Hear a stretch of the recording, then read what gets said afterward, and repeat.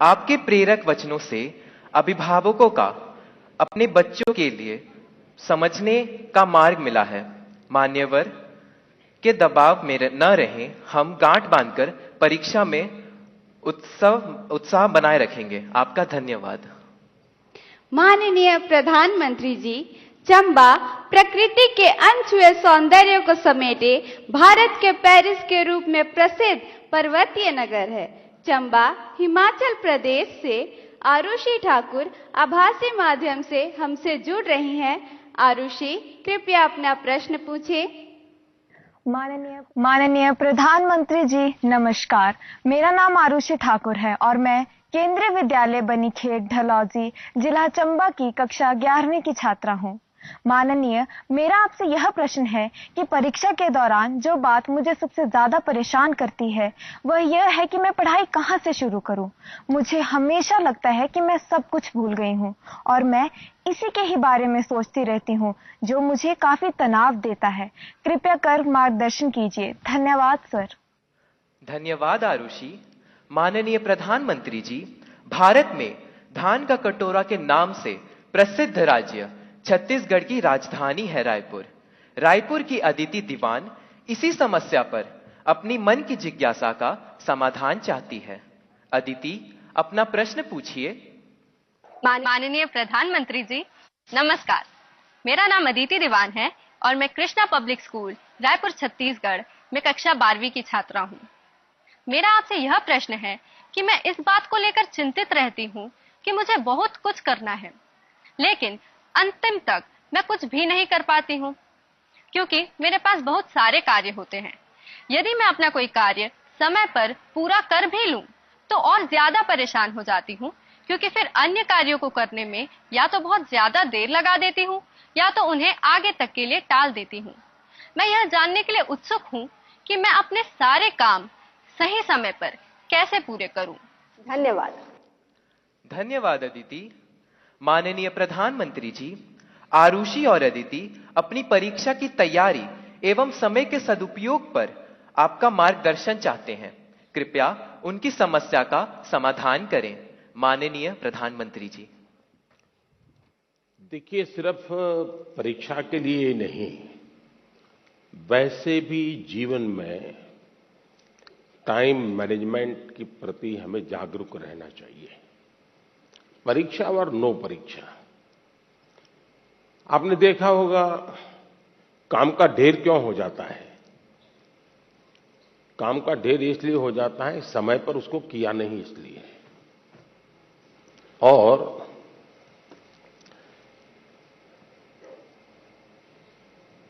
काम करने की कभी थकान नहीं होती है जी। काम करने से संतोष होता है। काम न करने से थकान लगती है। सामने दिखता है, अरे इतना सारा काम, इतना सारा काम, और उसी की थकान लगती है। करना शुरू करें। दूसरा, आप कभी कागज पे अपना पेन पेंसिल लेके डायरी पे लिखिए। एक हफ्ते भर आप नोट कीजिए कि आप अपना समय कहां बिताते हैं। अगर पढ़ाई भी करते हैं तो कितना समय किस विषय को देते हैं, और उसमें भी शॉर्टकट ढूंढते हैं कि बेसिक में जाते हैं, बारीकियों में जाते हैं। थोड़ा अपना एक एनालिसिस कीजिए। मैं पक्का मानता हूं कि आपको ध्यान में आएगा कि आप जो आपकी पसंद की चीजें हैं उसी में सबसे ज्यादा समय लगाते हैं और उसी में खोए रहते हैं। फिर 3 विषय ऐसे हैं जो कम पसंद है लेकिन जरूरी है, वो फिर आपको बोझ लगेगा। मैंने 2-2 घंटे मेहनत की लेकिन ये तो हुआ नहीं।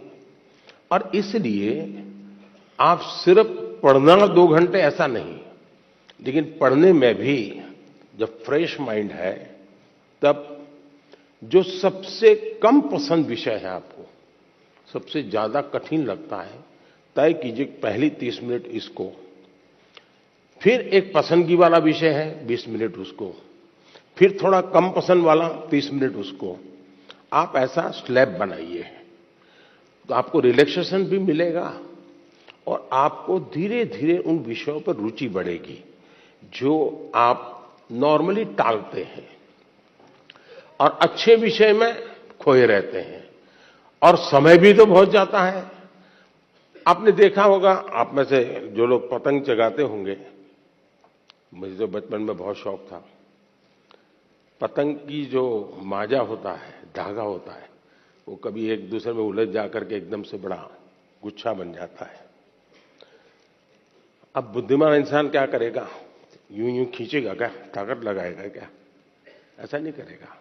वो धीरे से एक एक तार को पकड़ने की कोशिश करेगा कि खुलने का रास्ता कहां है, और फिर धीरे धीरे धीरे खोलेगा तो इतना बड़ा गुच्छा भी आराम से खुल जाएगा और सारा माजा, सारा धागा एक जैसी जरूरत है वैसा उसके हाथ लग जाएगा। हमें भी उस पर जोर जबरदस्ती नहीं करनी है, आराम से सॉल्यूशन निकालना है। और अगर आराम से सॉल्यूशन निकालेंगे तो मुझे पक्का विश्वास है कि आप उसको बड़े ढंग से करेंगे। दूसरा, आपने कभी घर में अपनी मां के काम को ऑब्जर्व किया है क्या?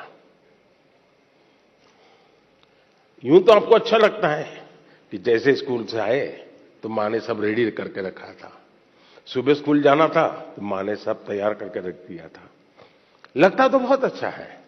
लेकिन क्या कभी ऑब्जर्व किया है कि मां का टाइम मैनेजमेंट कितना बढ़िया है? उसको पता है सुबह ये है तो मुझे 6 बजे ये करना पड़ेगा, 6:30 बजे ये करना पड़ेगा, उसको 9 बजे जाना है तो ये करना पड़ेगा, वो 10 बजे घर आएगा तो ये करना पड़ेगा। यानी इतना परफेक्ट टाइम मैनेजमेंट मां का होता है। और जबकि काम सबसे ज्यादा मां करती रहती है, लेकिन किसी काम में उसको बोझ अनुभव नहीं होता है। थक गई, बहुत काम है, बहुत ज्यादा, ऐसा नहीं करती। क्यों? उसे मालूम है कि मुझे इतने घंटे में ये तो करना है। और जब एक्स्ट्रा टाइम मिलता है तब भी वो चुप नहीं बैठती, कुछ न कुछ अपना क्रिएटिव एक्टिविटी करती रहती है। सुई धागा लेके बैठ जाएगी, कुछ तो करती रहेगी, रिलैक्स करने के लिए भी उसने व्यवस्था रखती है। अगर मां की गतिविधि को ढंग से ऑब्जर्व करोगे तो भी आपको एज ए स्टूडेंट अपना टाइम मैनेजमेंट का महत्व क्या होता है, और टाइम मैनेजमेंट ने 2 घंटे, 4 घंटे, 3 घंटे ये नहीं, माइक्रो मैनेजमेंट चाहिए। किस विषय को कितना टाइम देना है, किस काम को कितना टाइम देना है, और इतना बंधन भी नहीं डालने हैं कि बस 6 दिन तक ये करूंगा ही नहीं क्योंकि मुझे पढ़ना है। फिर तो आप थक जाओगे। आप ढंग से उसको डिस्ट्रीब्यूट कीजिए समय को, जरूर आपको लाभ होगा। धन्यवाद।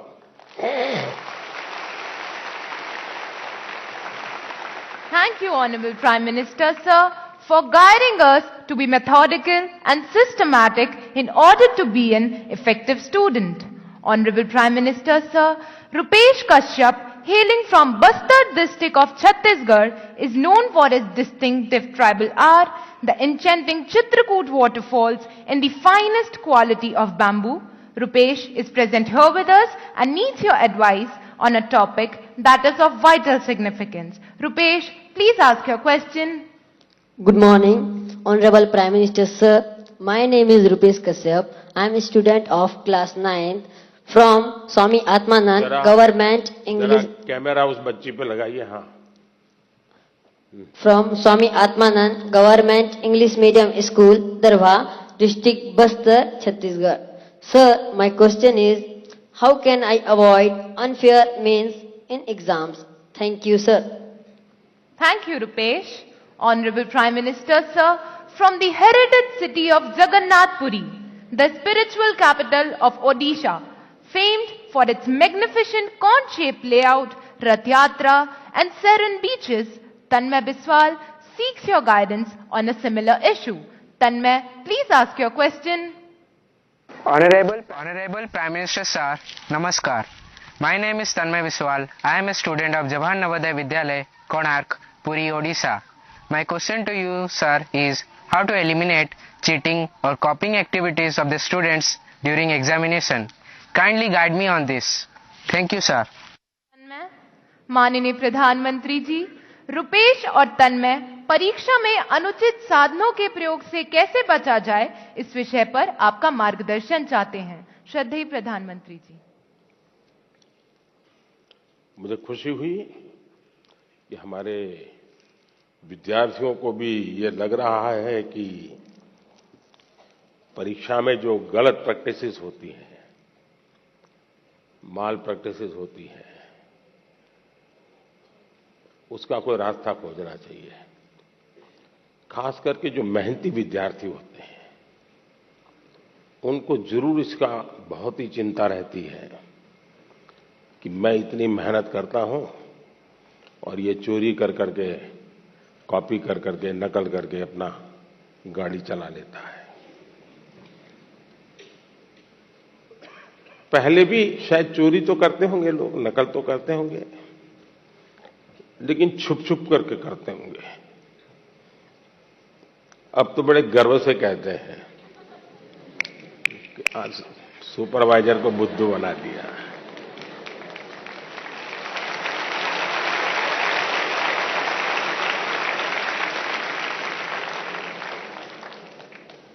ये जो मूल्यों में बदलाव आया है वो बहुत खतरनाक है, और इसलिए समाज एज सच ये हम सबको सोचना होगा। दूसरा अनुभव आया है कि कुछ स्कूल या कुछ ऐसे टीचर्स जो ट्यूशन क्लासेस चलाते हैं, उनको भी लगता है कि मेरा स्टूडेंट अच्छे तरह से निकल जाए, क्योंकि मैंने उसके माँ बाप से पैसे लिए हैं, कोचिंग करता था, तो वे भी उसको गाइड करते हैं, मदद करते हैं नकल करने के लिए। करते हैं ना? ऐसे टीचर होते हैं ना? नहीं होते? तो बोलिए ना। हाँ। और उसके कारण भी दूसरा मैंने देखा है कि कुछ स्टूडेंट पढ़ने में तो टाइम नहीं लगाते, लेकिन नकल करने के तरीके ढूंढने में बड़े क्रिएटिव होते हैं।